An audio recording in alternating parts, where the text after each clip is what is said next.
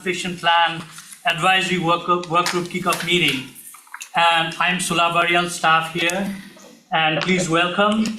We are glad you're all part of the Long Range Transportation Advisory Work Group. Before we start the meeting, some bookkeeping items. We have coffee and water there in the kitchen. If you want, grab some. The restrooms are right there. You can use this door, but this is a one-way door. So you need to come back from the main door. You can use the other door as well. And if you parked in our garage, please validate the ticket so that you don't need to pay when you go back. So who do we see? Sid out there. Okay, before we start, let's go do some introductions. So let's say who we are, the agency we represent, and whether we have been involved in any long-range transportation plan before or not. So I can start. I'm Sulabh Arial, transportation planner here at Plan RVA. I'm the lead for the long-range transportation plan and would be the manager for this project. And this would be my fourth long-range transportation plan, second time as the project manager.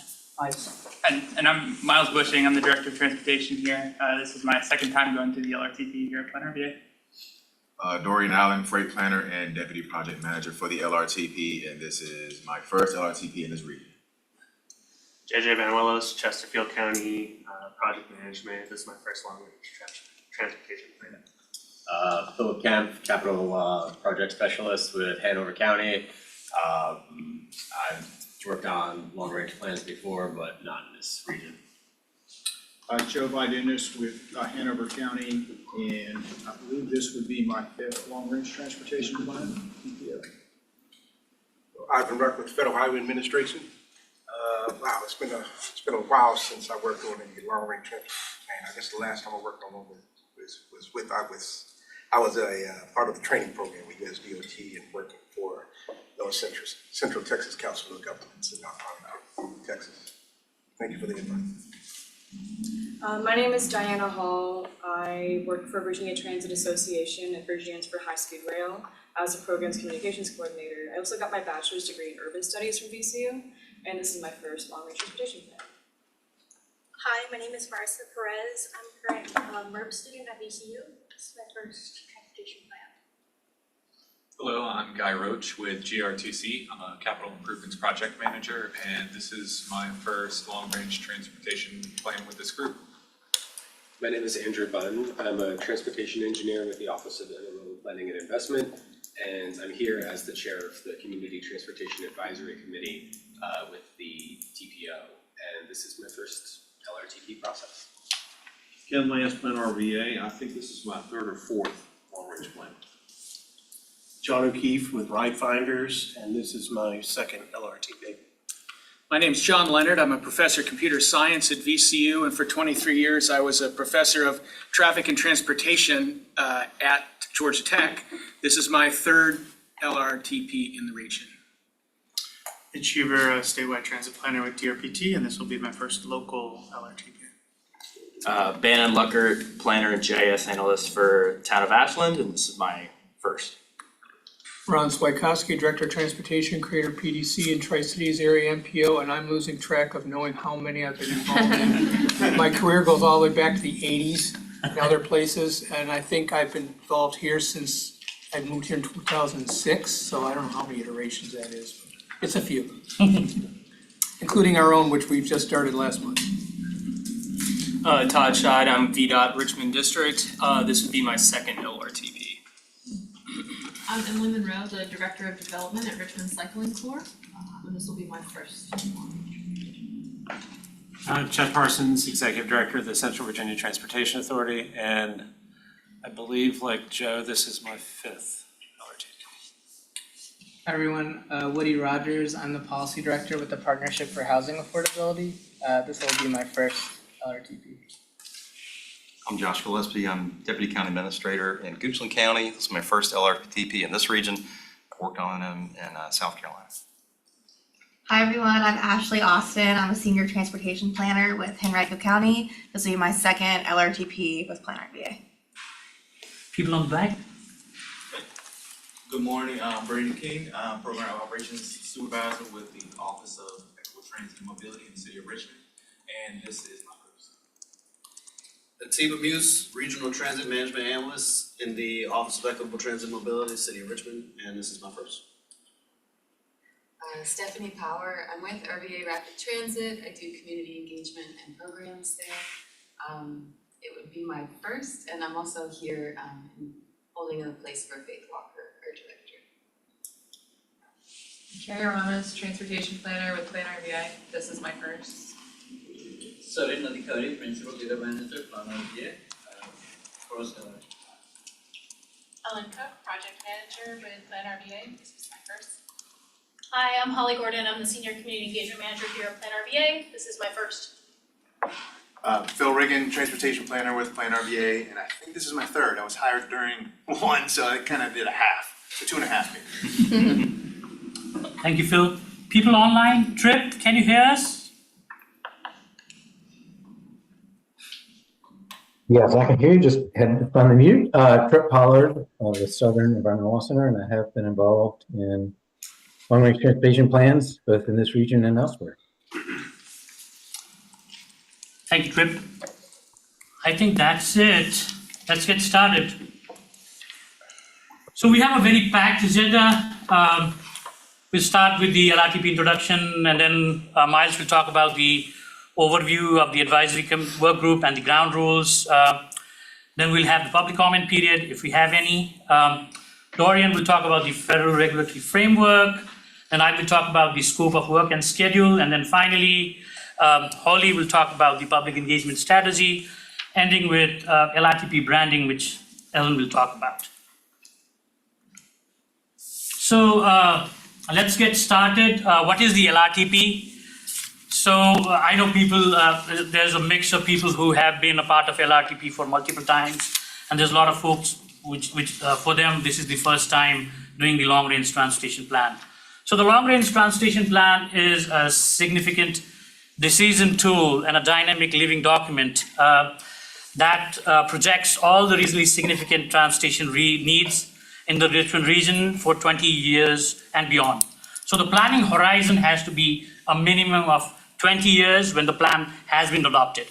So the plan is supposed to be adopted by 2026, so adding that, it's 2046, and then we want to make it complete, so that's why the long-range transportation plan is 2050. 2050 is our horizon year. So the plan has two components. One, it's a visionary plan as well. We develop the vision and the goals for the region, but also it reflects the budget or the funding available for the region for the next 25 years and how we program those funds into projects based on project prioritization.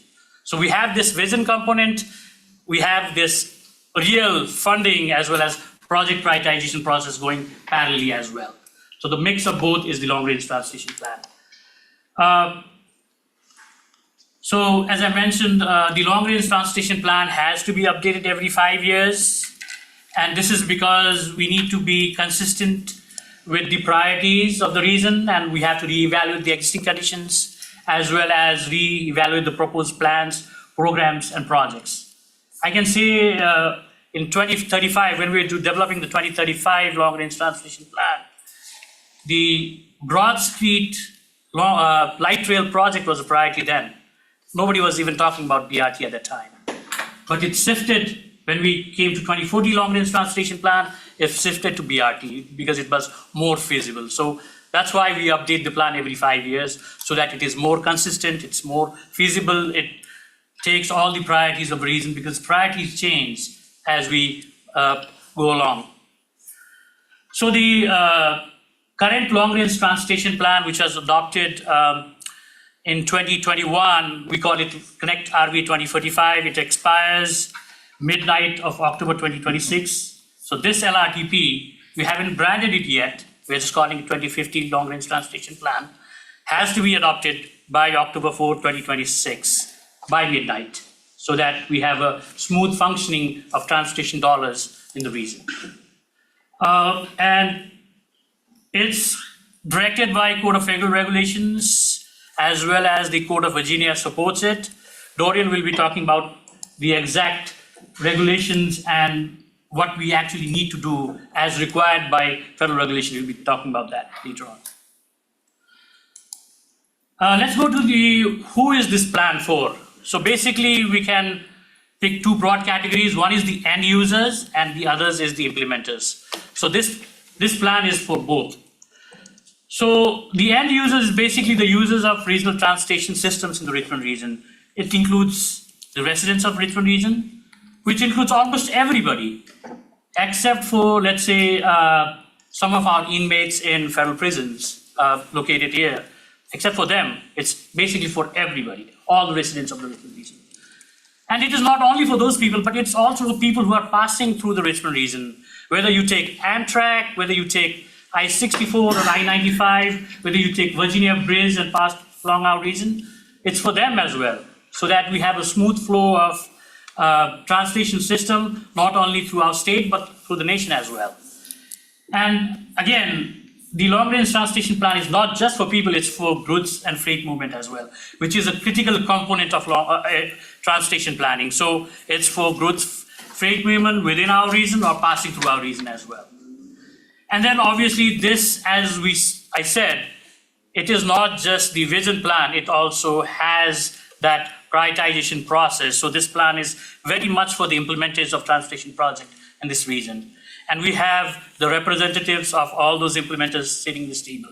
So it's basically the localities, all the 9 localities of the Richmond region, the state agencies who implement transportation project, VDOT, DRPT, GRTC who implements transit projects, and CBTA as well, who has the mechanism of funding and can also implement projects in the Richmond region. So the LRTP Advisory Committee, we have 24 members, not including the alternates. So 9 localities of the Richmond region, that's 9 representatives. We have state and federal partners, VDOT, DRPT, Port of Virginia, Federal Highway. We have regional partners, Tri-Cities MPO, Right Finders, GRTC, and then we have 7 interest groups as well. And I'm going to pass along the list of the long-range Transportation Plan Advisory Committee so that you can look at the members list.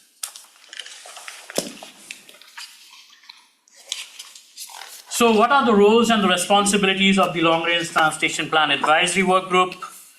So this group would provide the input and overall oversight for the development of the 2050 Long-Range Transportation Plan.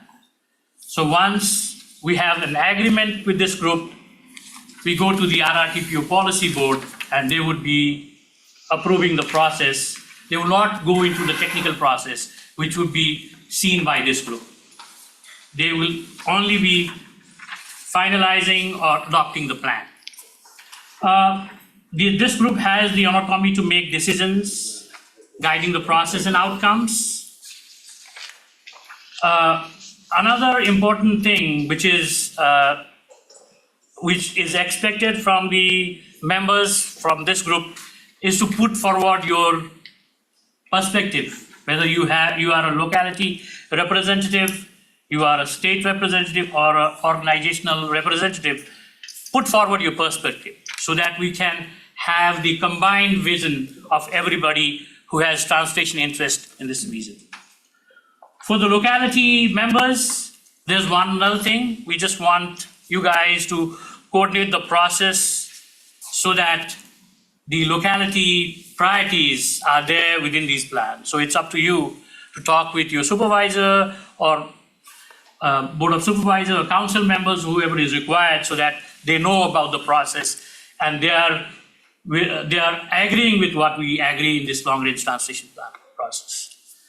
And then finally, the long-range transportation plan would have a pretty robust public and stakeholder engagement strategy, which Holly will be talking later. So we expect that the Long-Range Transportation Advisory Committee also provide us support in this engagement process. Whether you are the locality member and you can provide us some venue to where we can go and talk about the long-range transportation, if you represent an organization, if you have meetings, and if you think we can come in your meetings and talk about it, that should be helpful as well. So before we go into The fun part. Do you have any questions for me?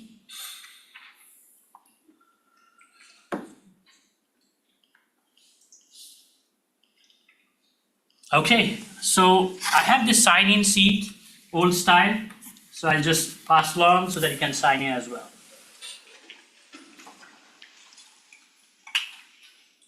So the next part is a little bit of polling and discussion, and you can join us at slido.com. You can just use your QR code to scan that, or I think we have a printout some around if you don't see the screen online, but we'll be asking a few questions and then we can talk about it.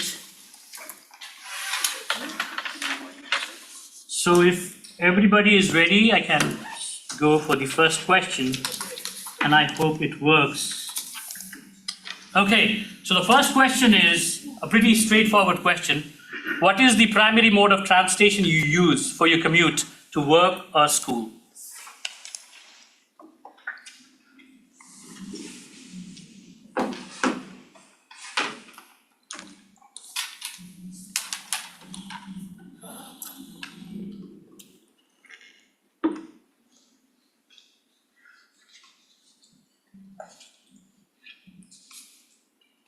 Oh, sorry.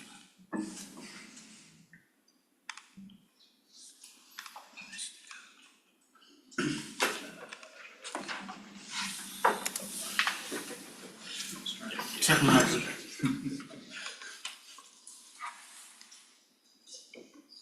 Okay.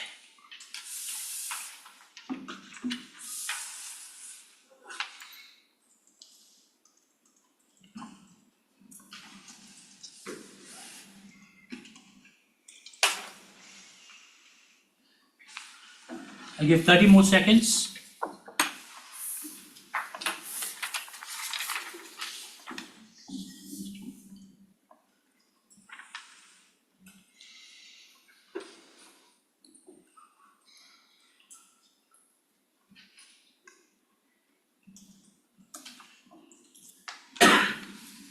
Okay, so we can see that 68% of people drive alone, which is,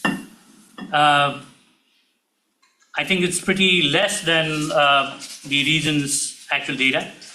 16% of people actually bike, 6% people use transit, 6% of people work from home, and then 3% people actually walk to work. That's pretty cool. We don't see, we don't see any carpool or van pooling or Uber or Lyft in this poll. So pretty obvious. Any discussion you want to have for this question? Any insights? Wondering if there's a difference between the mode that we choose and the mode that we want to be able to use. Yeah. And that's our next question.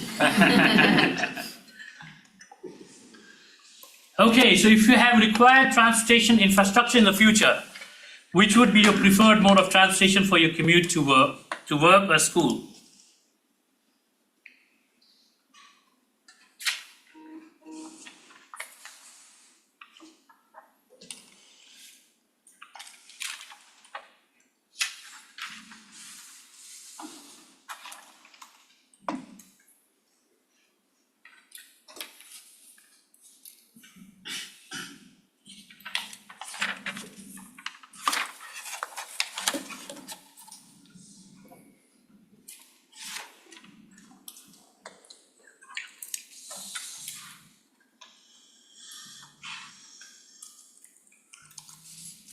I give 30 more seconds.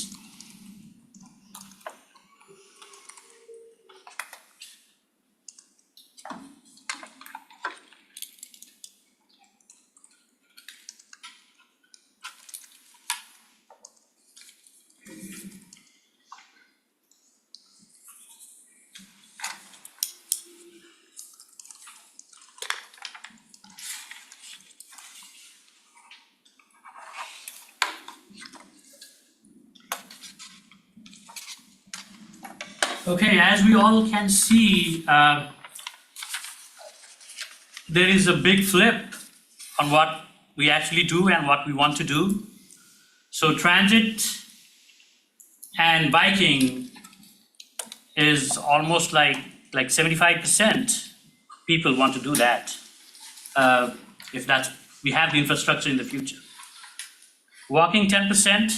It's strange that only 10%, 7% of people want to work from home. Well, that's a possibility. I would think that would be high. And then carpooling and van pooling 3% and drive alone 7%.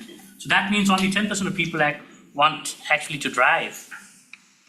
That's a pretty good insight. Any insight from any of you?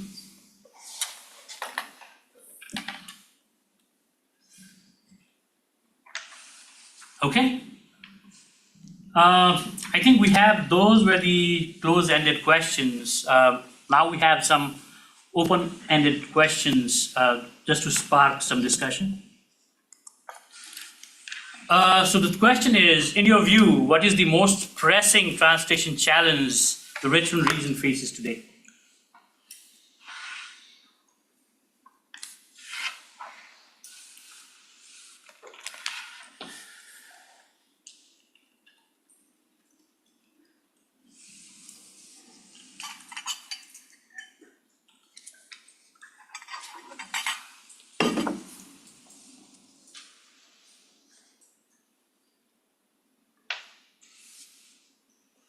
Funding, safe multimodal infrastructure, lack of infrastructure causing frustration and safety issues, safety, bike ped infrastructure, we all know that, need for alternatives to driving, infrastructure and options that are not car-centric, accessibility for those without cars, major employers, oh, it's going fast and I can't read.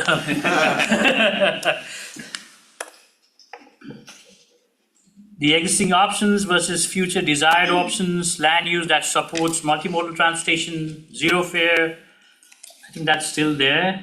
Affordable and convenient options, regardless of where we live.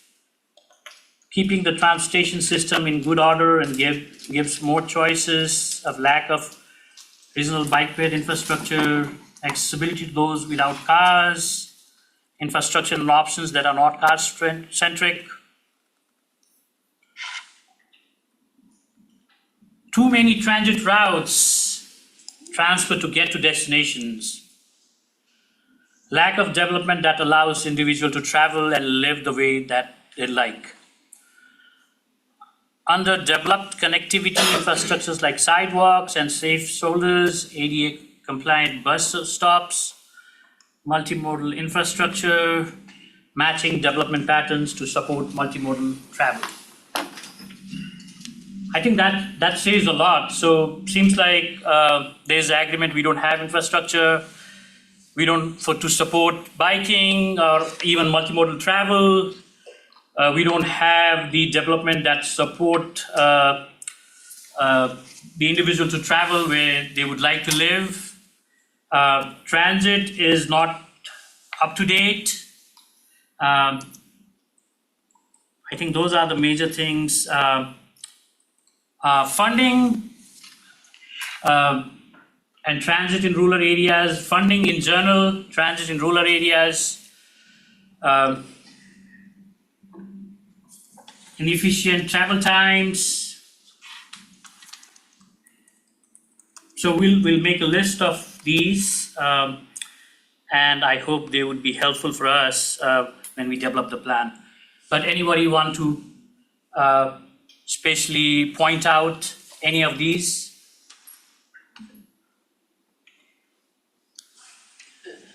Yeah, so Charles City's just got that rural, the low density, everybody's all spread out. So I really don't feel like we fit into the Richmond metropolitan area, but that's my 2 cents of the density and the rural nature of the county being the issue for, multimodal transportation or on-demand ridership or something like that.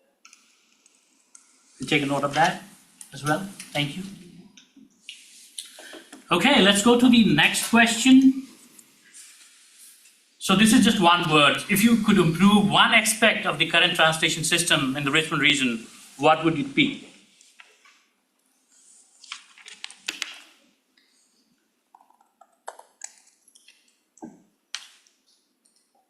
Safety, iPad, choice. Yeah, safety is becoming bigger. Sidewalks, education, migration of drivers, maintenance, equity.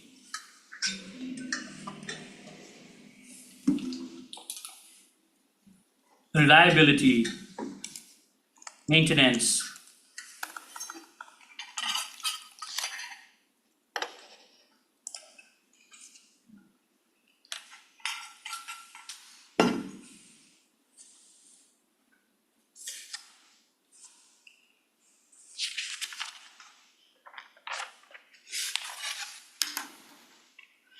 Safety clearly stands out. I think that's the number one pressing issues for all of us, for all modes, whether you're driving, whether you're using transit, whether you're working or whether you're biking to work. It's the major concern that stands out pretty clearly.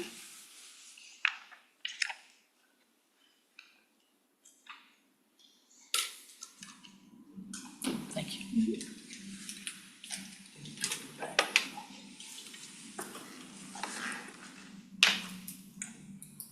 Okay, and any insight on this? We all agree that safety is the most important, and it would definitely be one of our goals, the long range transportation plan. When we select projects, it has been in the last time as well, but definitely this time as well, as you can see that again stands out as number one pressing issue. Sulab, I suggest at some point you share the VDOT, I think it's called Power BI crash map. I don't know if anybody is familiar with that. Yeah.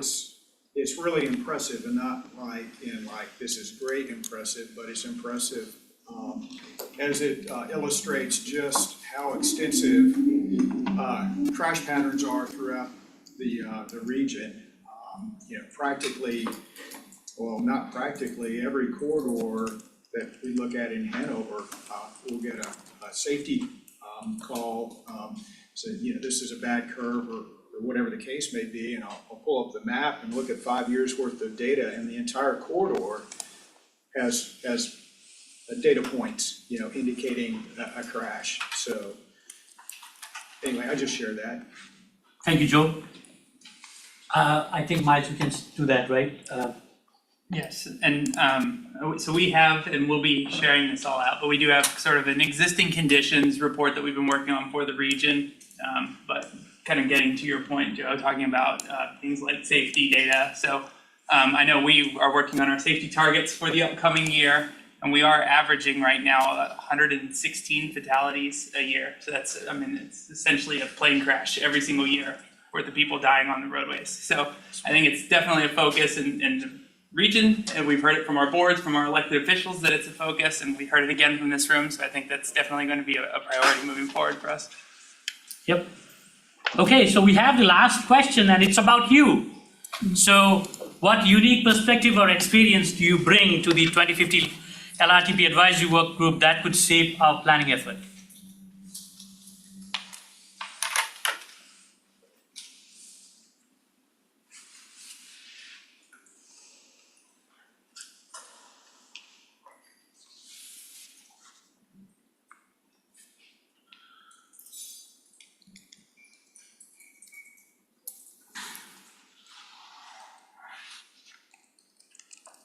Experience working in emergency medical services.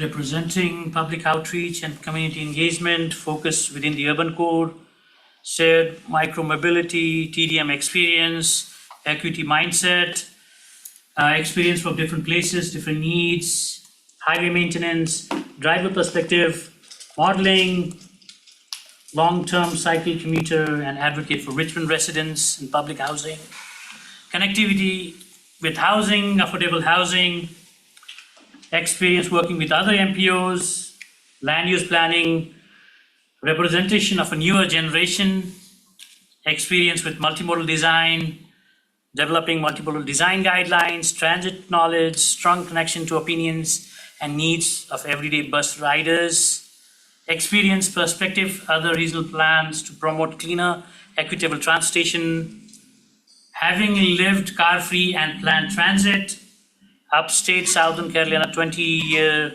focus on traffic calming, impact of transportation development on environmental outcomes. Primary transportation is biking transit. So that's a lot of experience, and we certainly, this would be very helpful for us. Your perspective matters a lot because you are the ones which will help us guide this planning effort and set the priorities and goals and objectives of this long-range transportation plan. So this varied perspective that we know would be very helpful for us. So we have to look at the time as well. So the next thing is about the advisory work group and the ground rules. And Miles will be talking about this. I'm going to share the screen. Yeah. Okay, Miles. All right, thank you, Salam. So it's a little small on the screen, but for everyone, this was also in the agenda packets that we sent out. But what we wanted to do as we're working through this process is we wanted to lay down some ground rules that everybody can be operating on the same page as we work through this process. So the first two are sort of just housekeeping for what is the advisory work group and how we're going to operate in general. So first of all, this isn't a public body. This is an advisory work group to work through the process of this plan. So that means that we're not keeping strict minutes. We're not going to be taking and ensuring there's a quorum at every meeting. And we're going to be moving forward based on the people who are present and participating as we go through this process. So that is our plug to please come to every meeting, because as we're making decisions, the people who are there are going to have a voice. The second piece of it is, even though we're not a public body, we are still committed to transparency. And this is something Plan RVA does for all of our work groups. So we are still going to have the meetings available via Zoom and online. We are going to have public comment periods at every meeting. We're still going to be posting agendas and meeting summaries afterwards so people can see what we've done, what decisions we came to. And that's just a commitment to making sure that this process is open to everyone who's interested. Then the rest of it is probably the new part, and this all 3 through 10 all kind of go together.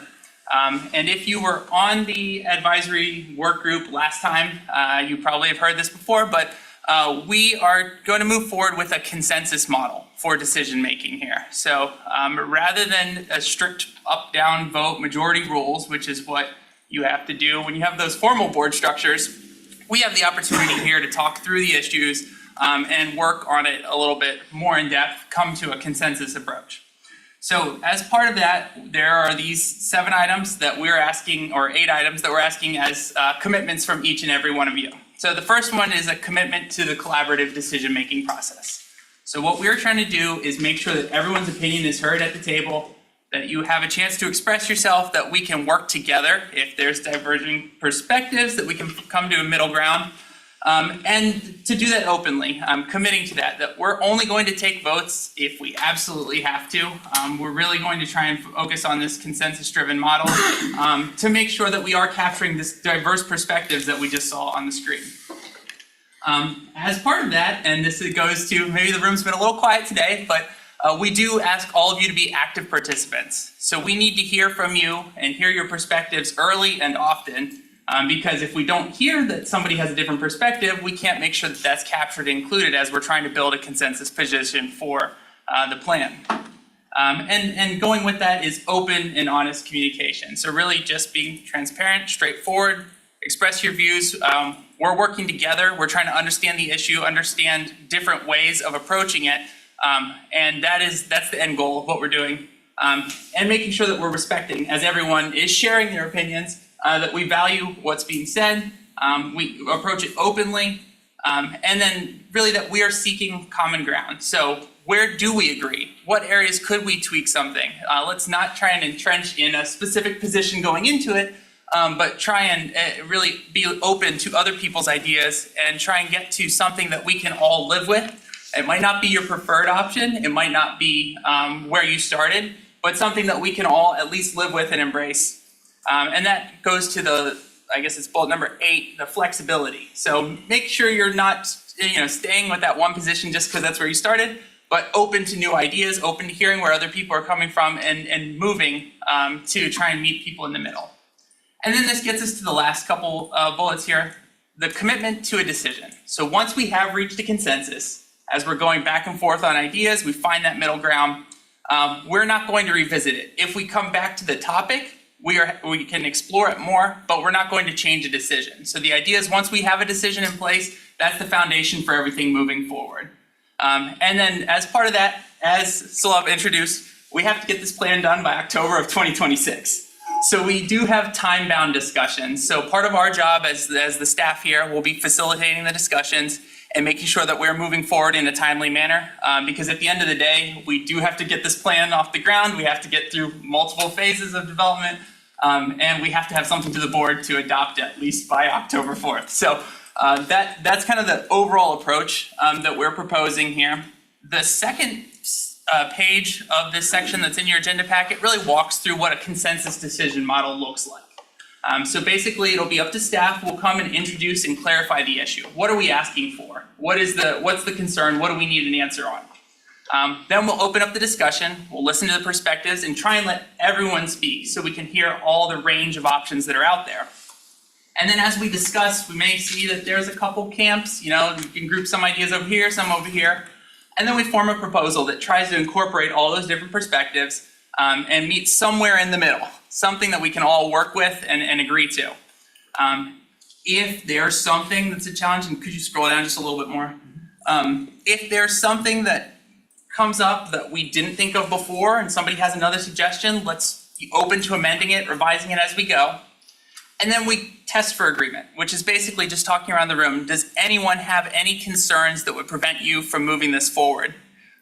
If it's not something that would prevent you from moving it forward, is there anything that you strongly object to, but you're okay to stand aside and let the item move forward with those reservations expressed? And I think the idea with this is that we are trying to get to that stand aside or reservation, letting things move forward, even if you don't 100% agree with the position. What we don't want is somebody who has a position that they are very adamant on and that we're not willing to work with. So we're trying to avoid that situation. And again, we're trying to avoid getting to any votes. So this is really through discussion, through polling, facilitated meeting with staff here leading.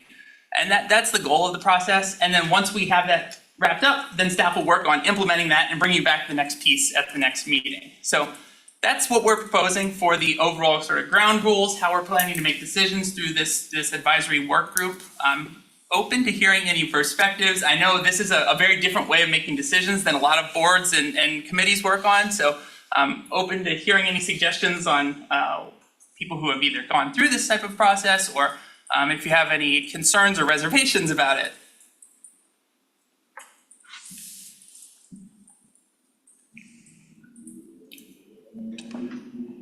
Well, in this case, it sounds like everyone is consenting to moving forward with this approach. So if I don't hear any other concerns, I think we're going to just plan to move forward with this approach, trying to build a consensus model, and we'll work through it. I think it's a learning experience for all of us as we go through this, and we're just hoping to make the best of it. So please feel free to share feedback as we're going through, and if you think there's anything that could be improved as we work on it. So thank you. I have a question real quick. Sure. Just curious because I noticed a lot of us in this room, it's our first time with an LRTP, and then for many of us too, it's our third, fourth.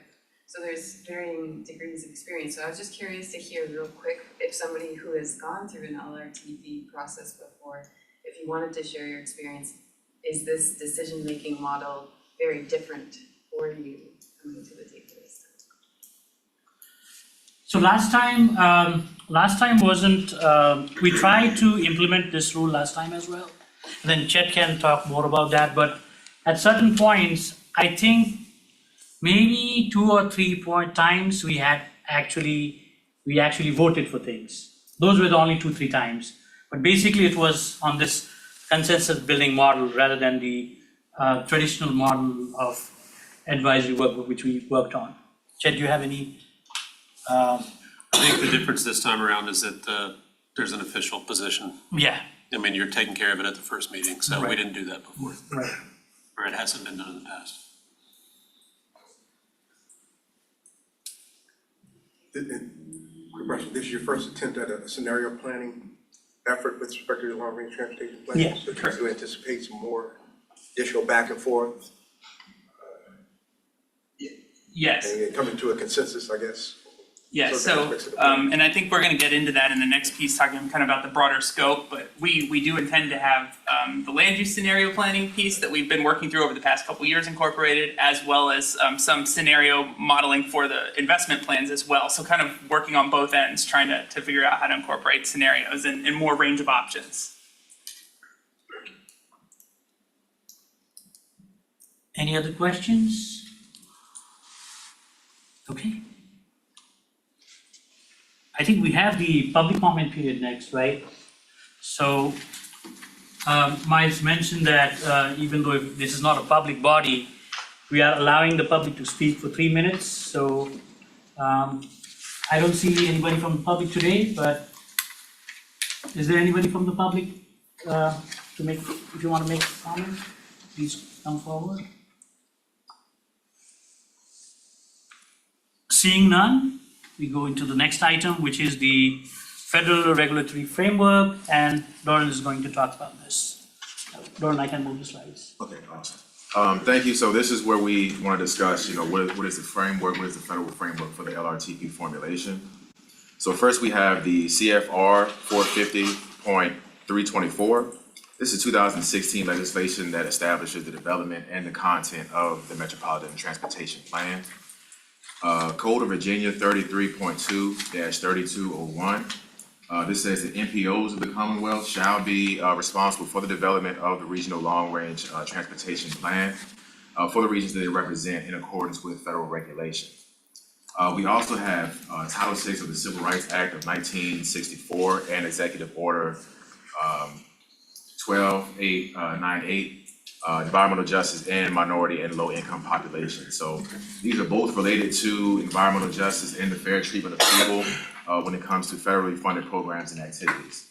And broadly speaking, this states that it prohibits discrimination in federally funded programs and activities based off of race, color, and national origin, ensures that programs and activities that affect human health or the environment do not discriminate based off race, color, and national origin, and encourages the collection of data on the health and environmental impact of those programs and activities on minority populations. So what are the planning elements within the LRTP? Well, it establishes a 20-plus year planning horizon for transportation improvements. It allows us to look at models, it allows us to look at different factors going forward and how we want the region to look in the next 20 years. It provides a description of existing multimodal transportation systems in the region for needs and efficiencies. So looking at what's on the ground, what assets do we have, and how do we need to improve that within the 20-year period. It addresses 10 federal metropolitan transportation planning factors and 7 national goals. Broadly speaking, these factors include safety, economic vitality, efficient movement of freight, congestion reduction, environmental protection, resiliency, and security, among other factors. It also addresses short-term and long-term multimodal solutions. Also uses the validation of land use data and models for future assumptions and providing input to the transportation plan, and the use of operational and management strategies to relieve vehicular congestion and maximize the safety and mobility of people and goods.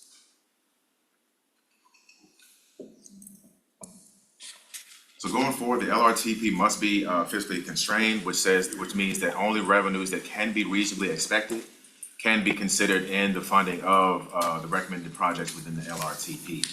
So within this context, NPOs must consider the preservation of existing infrastructure, develop financial projections from an exhaustive list of revenue sources, describe existing and proposed facilities with cost estimates and multimodal capacity increases based on regional priorities and needs.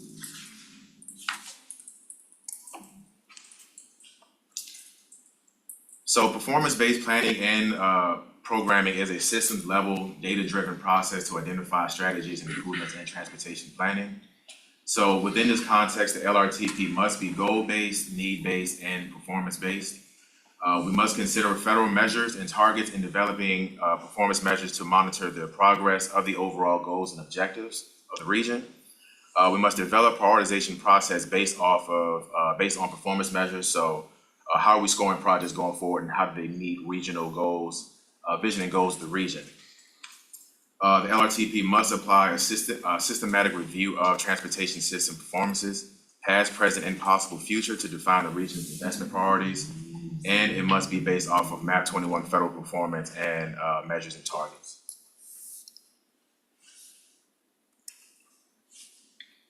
So who must we consult with when we are developing our LRTP?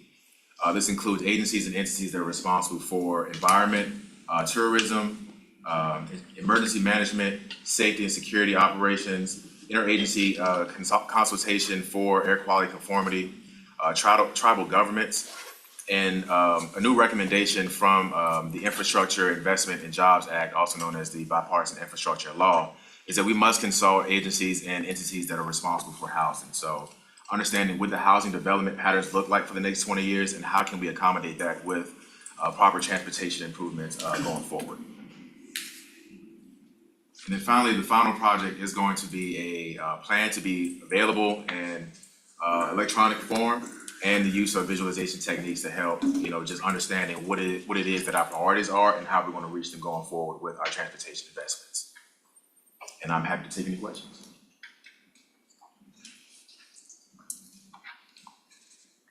Right.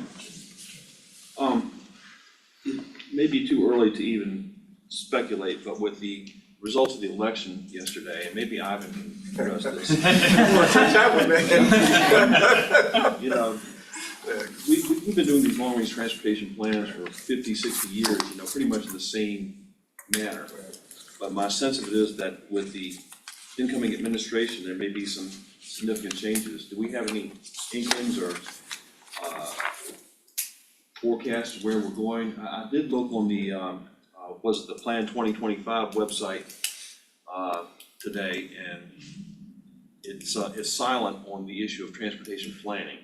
It does address some other areas of transportation, but planning specifically is not addressed in there. But I would just kind of hate for us to spend a lot of time and energy on this plan only to find out that, the requirements or the regulations have changed. No, I haven't heard anything. Did you say Project 25? What you said? What? The Project 25? The blueprint, that has been produced that Trump is disavowed. There's nothing in there about transportation planning. There are chapters in there about transportation, but not planning per se. Yeah, I haven't taken a look at that part of it. I've taken a look at other parts of it, but we'll have to wait until the new administration takes shape before I can answer any particular questions related to transportation policy and where the next administration wants to go with it.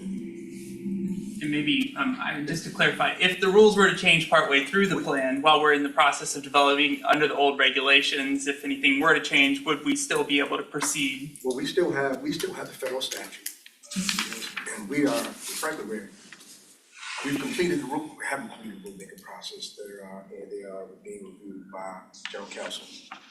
So that's where we are with respect to rulemaking. We haven't released them for public consumption, review and comment. So we're still working from the existing regulation to be here from Brandon Court's office. But we do have 23 U.S.C. federal statute, which is the federal law that we will operate from. And the reauthorization is not until 2026, right? So let me ask a quick question. Some areas that you spoke about in terms of coordination, talk about emergency management, emergency planning, environment, and a lot of that work is, I believe that work is done by Richmond PDC. Right. And I wonder if you can talk about coordinating with the PDC, some of the aspects with respect to long-range transportation plan development. We talked a little bit about public involvement. The statute does require the MPO to develop a public participation plan that guides your efforts to engage the public. And I'm just curious, I know that's a requirement for the MPO and federal statute, but just thinking about the CBTA and the PDC, is there a state code that requires those bodies to develop a public participation plan, or is it only a federal requirement of the MPO? You know, state code requirement? I don't know anything about the state code, but we have a public participation plan for the TPO. For the TPO, okay. Already, so that's in place. Got it. And that lent itself to the public engagement strategy for this LRTP. Okay. Yeah. Thank you. There's nothing codified for the CBTA. In state code?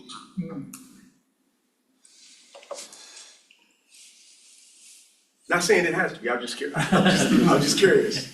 But there is some, I'm thinking, you know, there's a public involvement opportunity both at CBTA and the PDC, and where you hear those issues that relate to the work that this group is doing, how does that transfer, how will that transfer to the discussion around the table in terms of transportation planning and long-range plan development? I was just curious. Sure. So I think the biggest thing that we can point to is the PDC, so Plan RVA is required to have a regional strategic plan, which is basically laying out kind of a broader strategy for the entire region, which transportation is just one element of it. Okay. So sort of the MPO's plan slots into that broader regional strategy. So we have plans for, like, we're working on a climate action plan funded through the IRA right now. We have plans for a comprehensive economic development strategy. So all of those plans also feed into the LRTP, and the LRTP feeds back out into those plans. So there's sort of the consistency within all the work that Plan RVA does, whether we're supporting the TPO or doing it as Plan RVA. Gotcha. Thank you. Any other questions for Dorian? If not, moving forward. So I'm going to talk about the scope of work in brief. So this is the simplified version of the LRTP process flow. It's much more complicated than that. And once we go through this process, we'll be presenting that more complicated form of the process flow as well. But for the time being, it's the transportation planning is a continuous cooperative cyclic process as stated by federal regulations. So we have a cyclic process going on. So we have divided the process into 8 phases, I would say.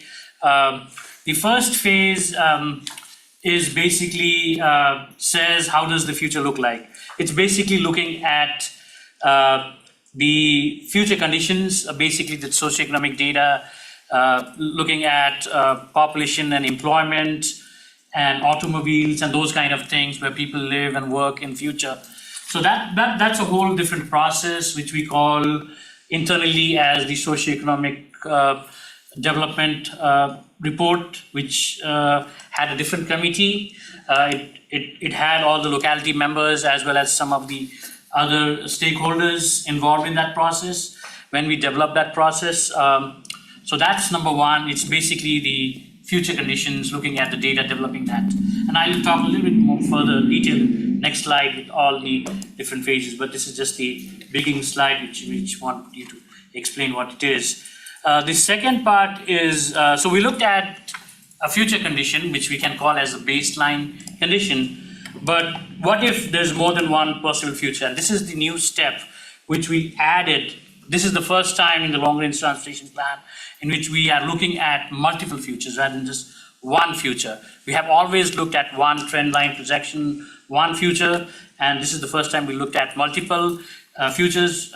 Basically, the scenario planning process, which we did, the pathways of the future process. Some of you were involved in that process as well, and I'll be talking about that a little bit.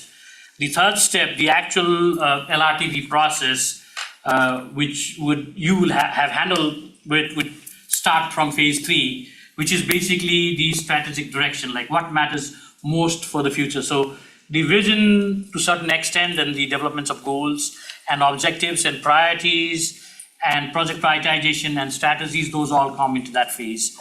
And then after that, we look at the existing conditions, what are the transportation issues to be addressed. So the existing needs, transportation needs, what are the bike rate needs, what are the transit needs, what are the highway needs, safety needs, how are we doing accessibility, those kind of things, which we'll all look at those kind of things in the transportation needs assessment process, which is phase 4 of this process. And then the phase 5 is basically what we're saying is what are the options. It's basically the developing the needs which we have looked in phase 4 into transportation projects. So needs might be different from projects. There might be a need somewhere, let's say there's a congestion and that's a need and that could be solved through multiple solutions. So we could simply add a lane, or we could add a transit line, or we could also develop a park and ride lot nearby and use van pools. So those are all different solutions or projects which are different from what the transportation needs are. So we'll be developing those projects or the options in phase 5. And then phase 6, how can we realistically get there, is basically developing the financial plan. So we have all these projects.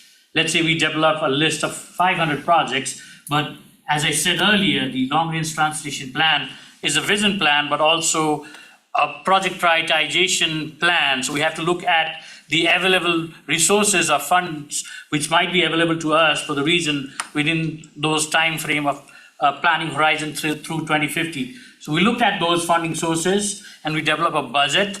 Let's say we have $5 billion and then we have this many projects to be funded. So in an ideal situation, we would have the budget to sponsor all the projects, but that's not the case, as we all know. So we need to prioritize the project. So that process to develop the financially constrained plan based on the universe of project which we develop in phase 5 will be done in phase 6. And then once we have the financially constrained plan developed, we need to evaluate the plan. This is the part of performance-based planning and programming. So we have these projects, how would we do? How did we solve the issues? What are the changes based on no-build condition?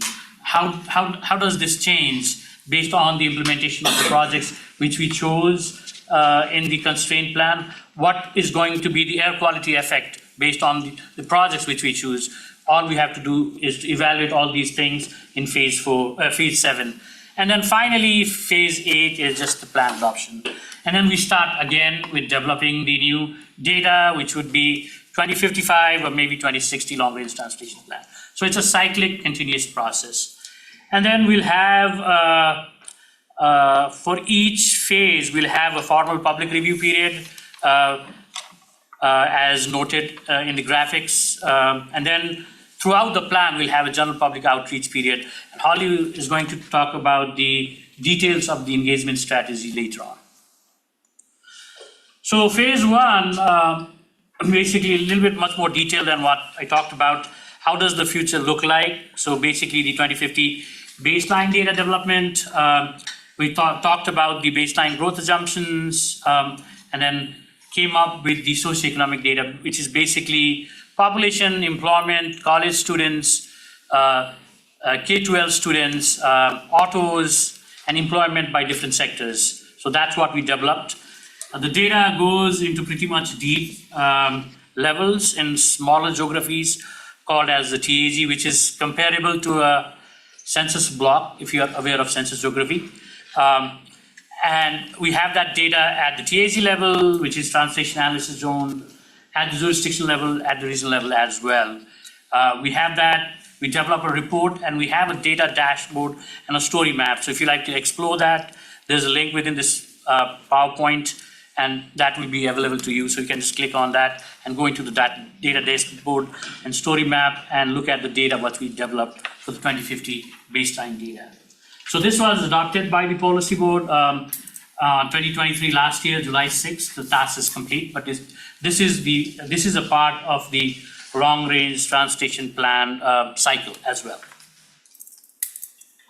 So phase 2 is, this is something new which we did for the first time in the Richmond region, as I mentioned earlier.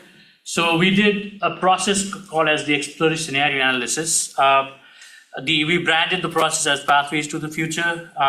We developed 5 scenarios, including the baseline scenarios, and we also developed tools so that we can evaluate all these different scenarios. So the deliverables for this process was 5 scenarios.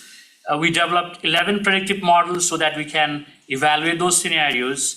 Then we had, based on those predictive models, we have 65 performance measures, which might be used in this process as well. And then those 65 performance measures was too much for anybody to see at one point. So we combined those performance measures into indices. So 65 performance measures combined to 8 composite indices. And we have reports and then story map. We are in process of finalizing the website space for scenario planning. So once that would be done, will be shared to you as well. But the reports are there, the story map is already there, and if you are interested, we can provide you that information. And this was adopted by the policy board a couple of months back on September 5th. So I just wanted to give you a little bit heads up on the 5 scenarios which we developed in this process.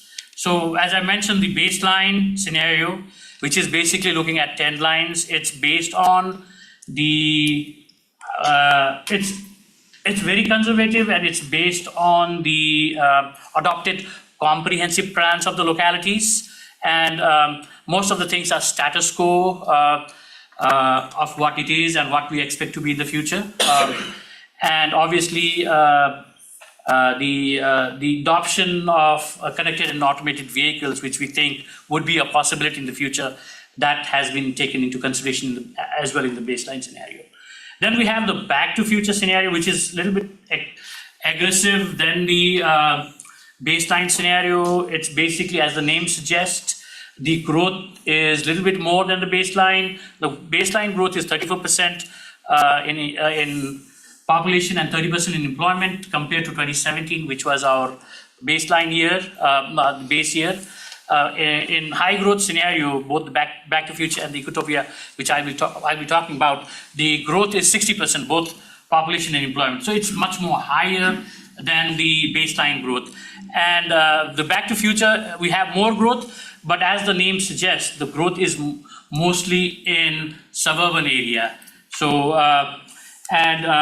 single family housing with larger households, mostly car centric, and the response to global dynamics is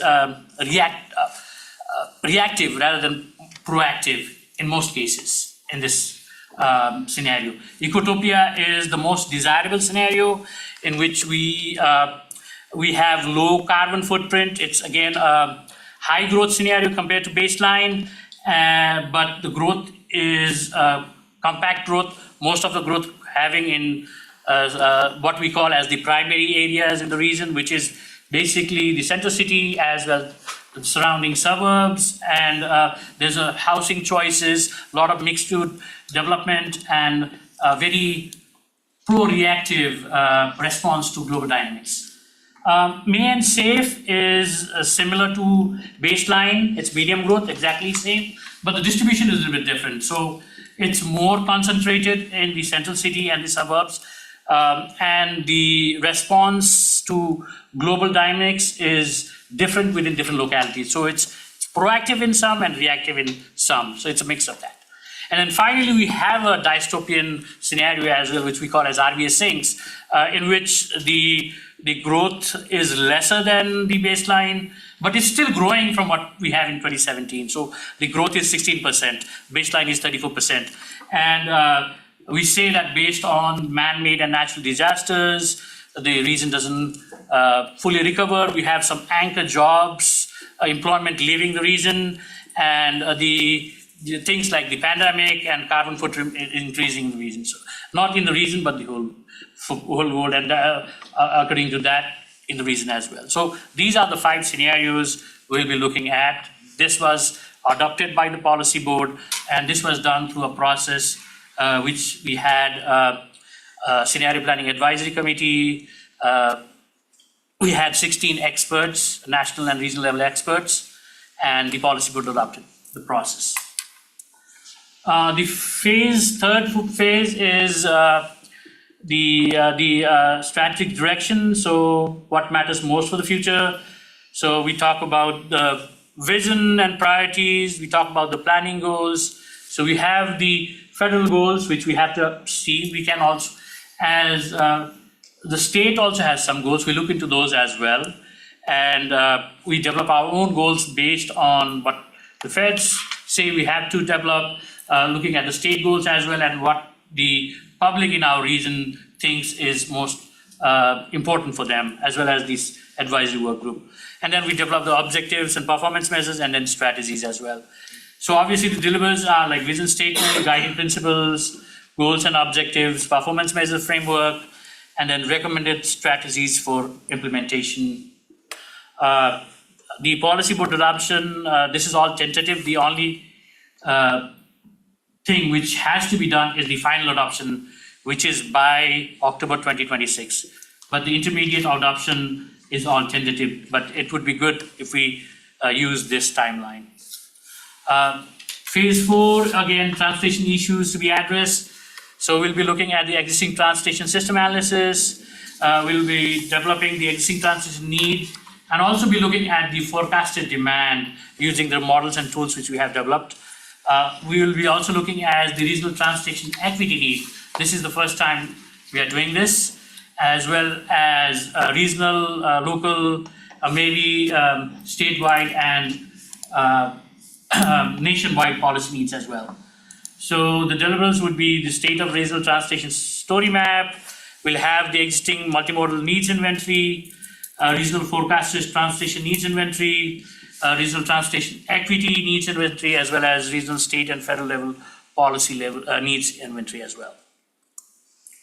Phase 5, what are the options? Universe of transportation projects development. We will develop what we call as the regional project selection guidelines. So LRTP, only those projects within certain magnitude can be in the LRTP, because it has to be project which has some regional significance, and we have to define that. This group will be defining that, what is regional in nature. Then we'll develop the universe of candidate projects, and then also based on what the state provides us, the total funding requirements based on all these projects, the estimates. The deliverables would be the project inclusion guidelines, as well as universe of regionally significant multimodal transportation projects. The policy board adoption is by the end of this year. Again, it's tentative. The 6th phase is the transportation project prioritization and implementation. How can we realistically get there? So we'll be developing the project prioritization process and tools. We'll get the revenues and budget from VDOT and DRPT central office, and develop what available budget we have. We have to develop the fiscal constraint guidelines, which are the funds we can use for LRTP, those kind of things.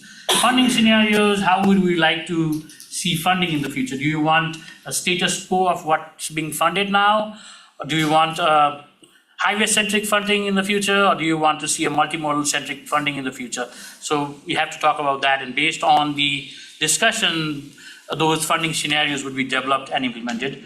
After that, we'll develop the constraint plan. Once that constraint plan is developed, we can talk about implementation strategies. And then obviously we would have a lot of projects which would be unfunded. So we'll have a list of those unfunded transportation needs as well.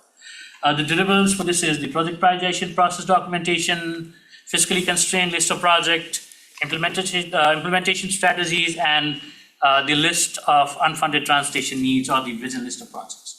And the policy board adoption date is June 2026. Again, that's tentative. Then we have phase 7, which is basically plan evaluation. How did we do this time?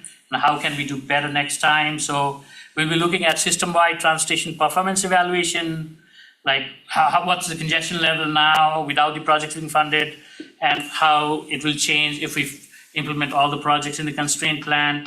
We'll look at environmental justice, the change in accessibility based on the implementation of all these projects. The accessibility analysis would be done. Economic impact analysis, like what would be the GDP change based on the implementation, the number of new jobs these projects would bring. As a requirement from EPA, we'll also have to do a air quality conformity, which is light. We just need to develop a list of projects, do interagency consultation, and then send the report to EPA so that they can vet this process.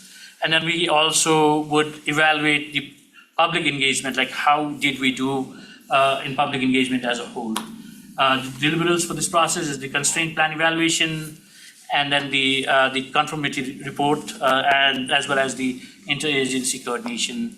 The policy board adoption for the air quality conformity is tentative for July 2026.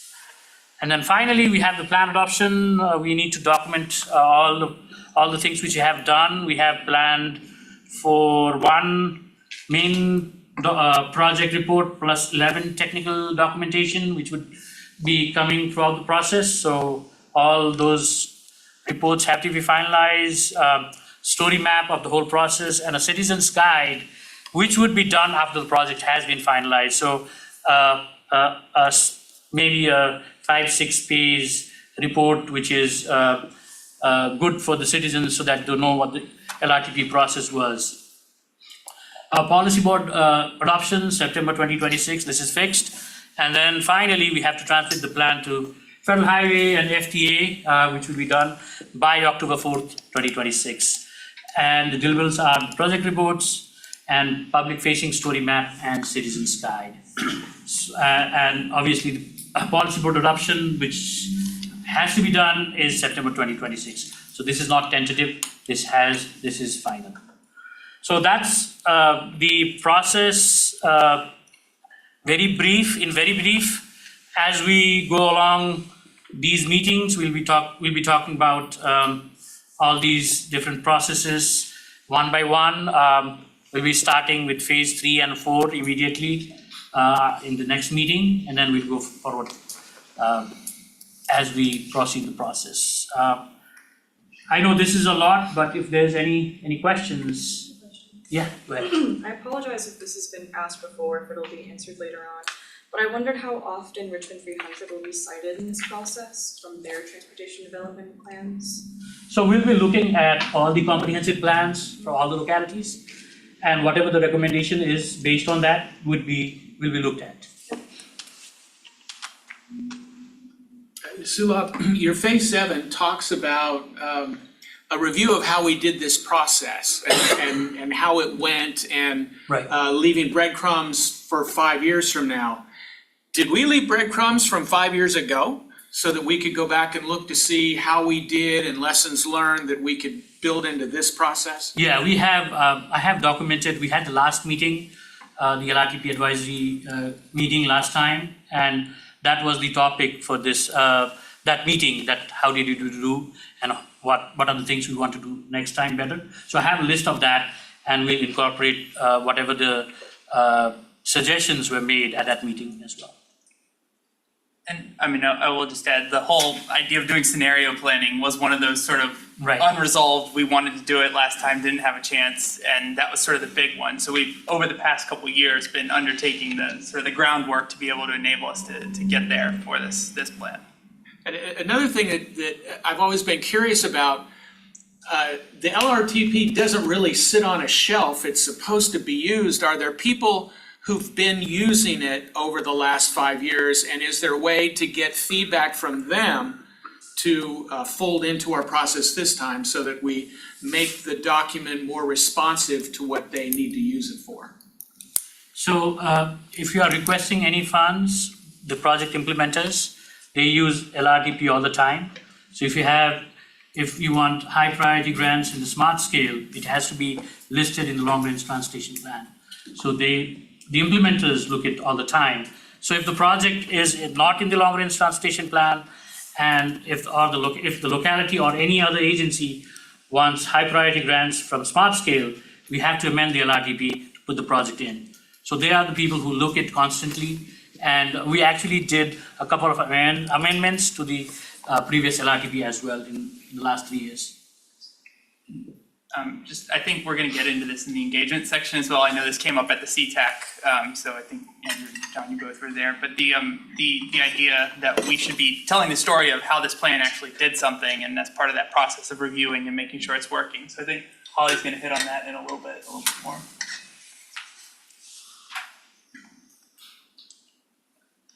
Any other questions? Could you maybe elaborate just a little bit on the citizens guide? I don't think I understood what that would be used for, but it sounds. So that would be after the process. So it will be a guide to the citizens on how we develop the long-range transportation plan. About the process or how to read and use the plan itself? Or both? I think So, both. yeah, I mean, I think it's the executive summary, so Right. the distilled version of what's in the plan and where to go if you need information in there. Not the text-heavy version that would be Yeah. the formal technical write-ups, but a little bit of an easier distilled version of what's in the plan and where to go if you want more. Yeah, I think just one more point on that, and practitioners like the counties, Ashley or Joe, I mean, if you're looking at a 700-page document, you're gonna go to page 46 all the time because that's the table that shows the projects that are listed and everything else. So I think the Citizens Guide would kind of hone in on what are the things people are actually looking for that are very, very useful from the plan. Maybe less towards the process end and more towards the, here's what the recommendations are. Sure. Kind of thing. And the LRTP advisory work group would have input to that as well. We haven't thought much about that yet because that's the last part of the plan, so. You don't want to start in phase 8?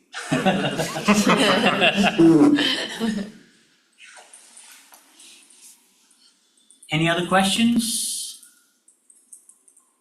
Okay, if not, we have Holly next talking about the LRTP public engagement strategy. Okay, why don't everybody stand up for a second? We've been sitting for a really long time, and I don't know about you, it's really hard for me to sit still for this long. Probably you too, yeah? Stretch? Anybody else have a late night? Take a little sleep? No, don't do that. Okay, while you're standing, just because I feel like you're more active when you're standing, I would like you to just take the next 25 seconds and think about who in your community you want to share this amazing, cool, long-range transportation plan with.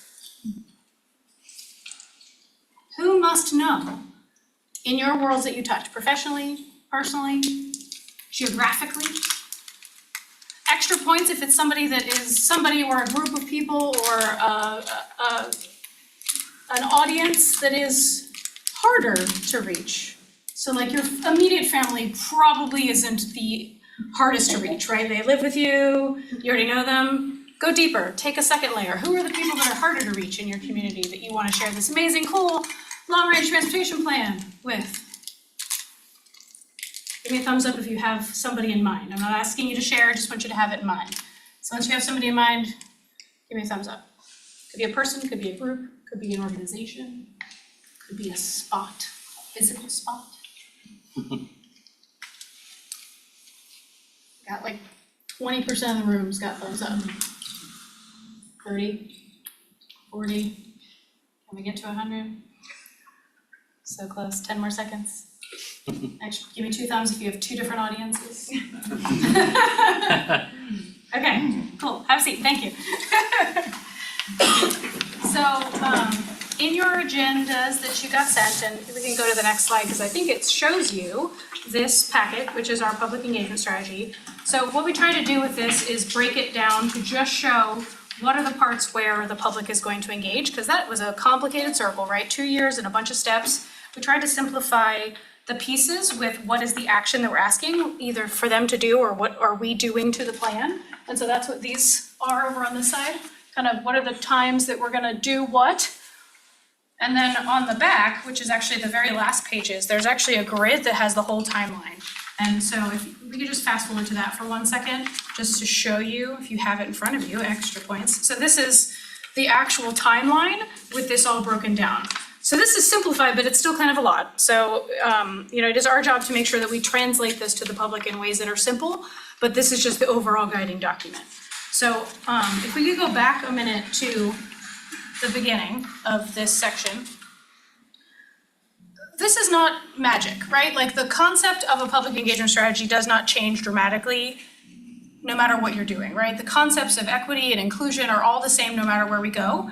But a thing that I feel like feels important to the way that I want to tackle it this way is actually, which is the pink section on page 3. So if you go ahead one more page, this intentional feedback loop this is where we're going to actually identify a core group of stakeholders. Now we're going to talk to everybody, or we're going to try, but we're going to identify a core group of stakeholders that we want to ask in the beginning to say, hey, please come along in this journey with us for the next 2 years, and we want to intentionally come back to your group 3 times over the next 2 years.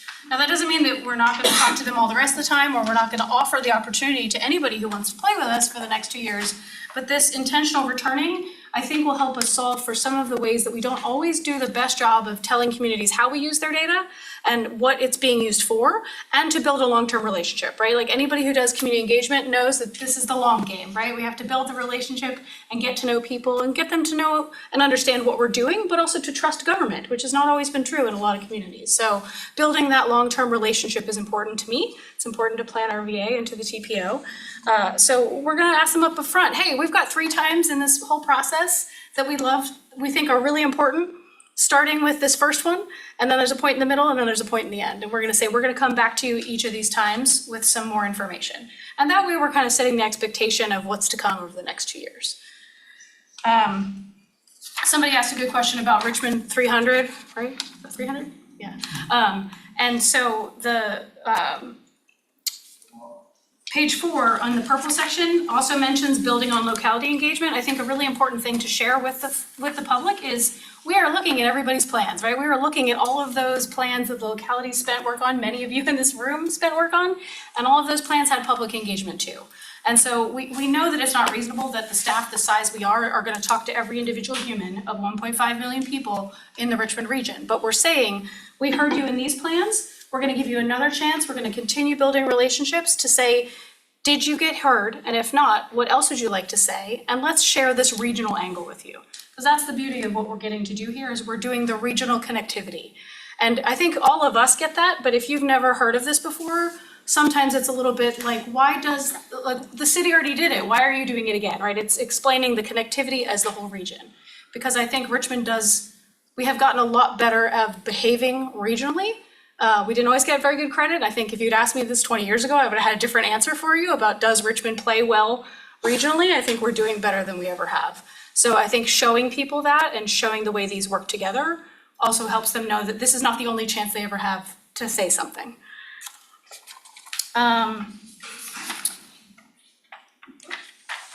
If you go to the actual grid section, the 3 parts that are those core group that we're gonna have people come back to starts immediately. So it's basically from now until next spring, which is the visioning and identifying needs section. So we're doing those things at the same time. We're basically giving people a chance to say, envision that future you would like to see for Richmond, and then what are the needs that we need to address? What are the things you see that need attention? What are the things that are working well? So that we can take that and make some discernment around how to turn that into, let's think about what those projects might look like.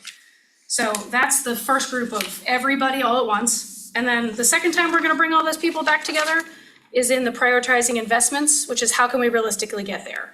So now that we've thought about what some of the solutions might be, let's get their input on prioritization, either with give me, if you had $100, how would you spend those $100? If you had 100 points, how would you same kind of thing, the tools that you've seen in other cities.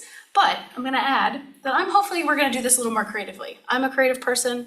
I like a survey, and we're gonna have surveys, but I'm also going to try to customize whatever we do to the group and what they need. And so depending on whether we have 25 minutes or an hour and a half and who we're talking to, we're gonna customize our tools a little bit to ensure that there's good answers, but also fun answers, right? Like you guys like to play probably, right? Just because you're adults doesn't mean you don't like to do things that are fun. Adults like fun too. So there's a way that we can create input in a way that is fun and active. I'll tell you that I took a whole lot of really good inspiration from the city of Williamsburg. I was at the state conference for planners, the APA conference. Was anybody else at that in Williamsburg this year? Yeah, did anybody else go to the Future Festivals session? No? Oh, it'd be cool if you had. So they did a whole thing for their comp plan called Future Festivals, where it was just gamification of public input around some really nerdy transportation stuff. It was awesome. I think there are so many elements of that that we could absolutely do as we execute input opportunities on this. Things that might seem like, oh, I didn't think about the fact that somebody could play a game and actually give me useful input. So I'm trying to think about how we might incorporate that. I don't have all of those things done yet. That's my next plan, right? Like this is the first step, but right now I'm building what do those look like. So we'll have some more input for you on what those are. But if you're also a person who likes gamification and creativity, I would love to chat with you. If you've got wild and crazy ideas for how to do public input in a different and cool and innovative way, please come find me. I would like to talk to you about that. I know there's a lot of people in here who've done this a really long time, and you've probably seen all the good and the bad and the ugly about how public input can be done. And so I want us to just strive to do a little bit better every single time we iterate this. So if you've got good experience, please come chat with me about that or talk to the other members of this committee. This is not finished yet, right? This is just the outline of the strategy. So what we're doing right now, my team and I and the transportation team are working on who are our core stakeholder group, and then how do we create the right tools, and how do we start scheduling those out.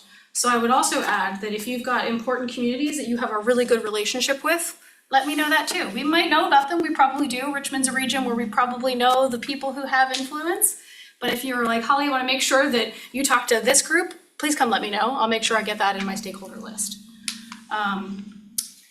The last thing I would add is that third time we're gonna come back to everybody is actually at the end, which is presenting the plan, is making sure we're taking that final plan back to that core group and saying, here's what we heard from you, and here's how it plans to be used, right? Like, here's what's gonna actually happen because of it, versus just being like, let's put some boards in a room and ask the world to come.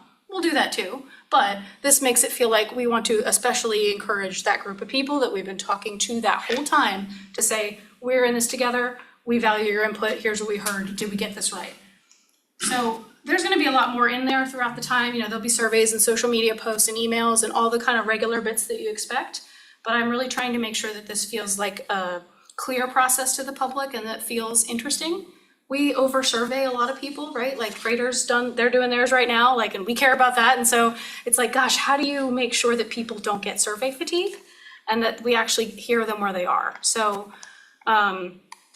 I feel committed to that. I feel like you guys are committed to that, and I'm gonna lean on this group to help spread the word and go to the right places and be ambassadors for this message. Yeah,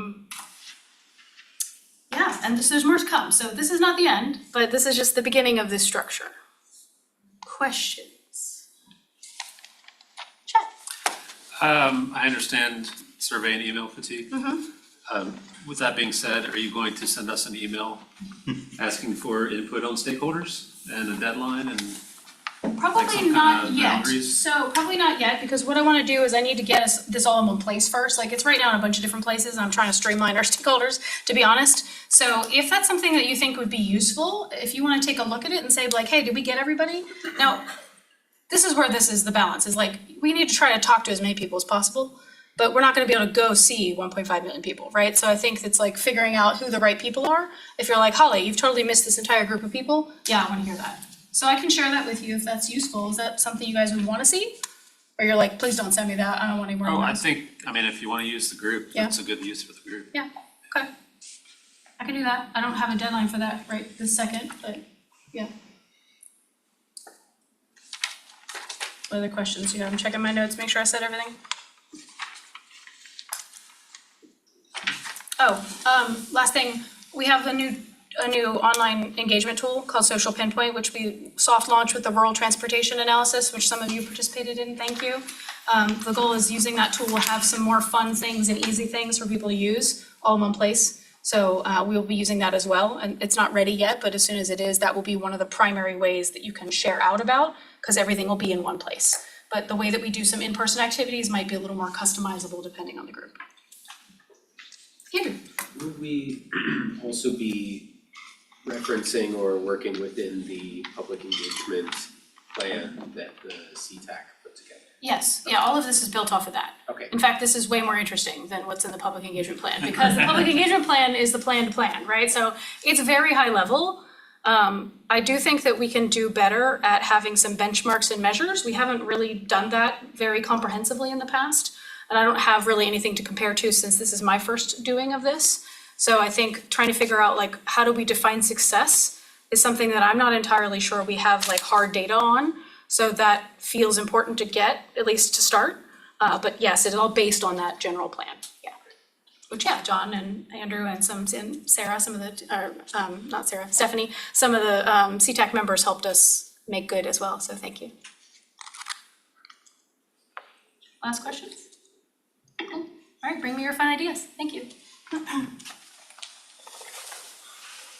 Okay, the last thing we have Ellen talking about the LRTP branding. Yes, hello everyone. This part is not as exciting, but it's very short. All right, as Miles mentioned earlier in the meeting, this regional transportation plan is part of the regional strategic plan as required by the state code. Other regional plans covering environment and economic development are also part of the regional strategic plan. Alignment of the content and branding helps show that the plans are components that fit together. When considering the branding, a major consideration is the scenario planning process that just concluded, which, as Sulab described, examines possible futures for the region.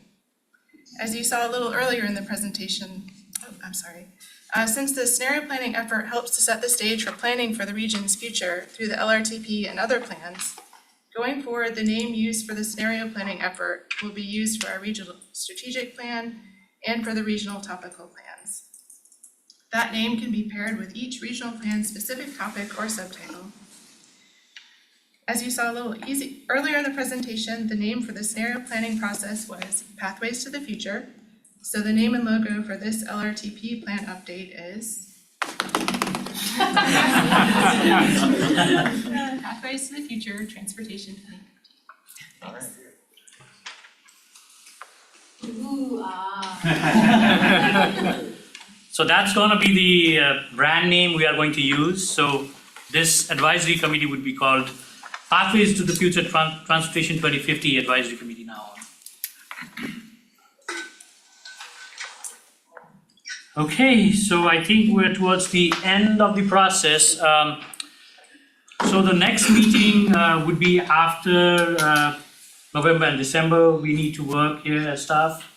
It's gonna be around January. So we have decided that most meetings would be virtual, but some meetings would be in person, and obviously that would be based on the discussion with the LRTP advisory work group, like which one needs to be in person. But I think there might be like 2 or 3 total in-person meetings, including this one. So we want to make sure that we have a date and time fixed for the advisory committee meetings, and then we are proposing, is it the 4th Wednesday? I don't have the agenda, but.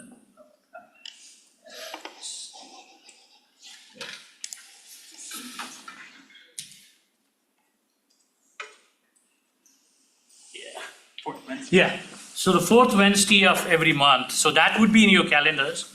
And then we don't need to meet each month, so maybe for the first 5-6 months, we don't need to meet each month. But it still will be in your calendar so that you have that time and date saved. So we have decided the date, which is the 4th Wednesday of every month, but we haven't decided the time. So it's up to you. What is the time which works for everybody? Is it in the morning? Is it in the afternoon? It's going to be a virtual meeting anyways. But I would want the group's input to decide the time. 10 a.m., 1 p.m., what would work for everybody? It's the 4th Wednesday of every month. Do you expect each meeting to be an hour, 2 hours? Yeah, hour to hour. Okay. Maximum, 1.5 hours would be max, I guess. This was a longer meeting. So yeah, it'll be 1 hour to 1.5 hours. And for the first 6 months, it's not gonna be every month. But when the plan picks up, it might be every month. Towards the second half of 2025, it's gonna be every month.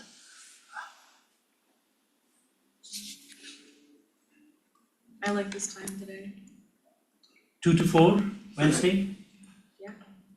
Anyone else hate it? I support it. Yeah, that or send out another doodle poll.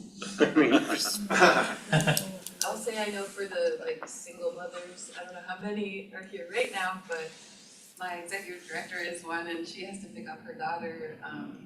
So later in the afternoon is a little bit harder. How about 1 instead of 2? 1 to 3, is that okay? that'll probably Okay. Every fourth Wednesday of the month, 1 to 3. That's gonna be in your calendars, but we won't take the whole time for sure. Okay, so that's decided. Thank you for your time, and I hope all of you would be actively participating in this process and provide us with insights so that we'll be able to develop a good plan for the region. Any further comments, any final comments before we close? Is all the work being done in-house, or is there a consultant for? 90% of the work would be done in-house. The only thing which we would, later on we might decide otherwise, but the only thing which we definitely need a consultant is working on some of our travel demand model to look at the forecasted demand. That's the only thing which would require some of the consultant help for the time being. Okay.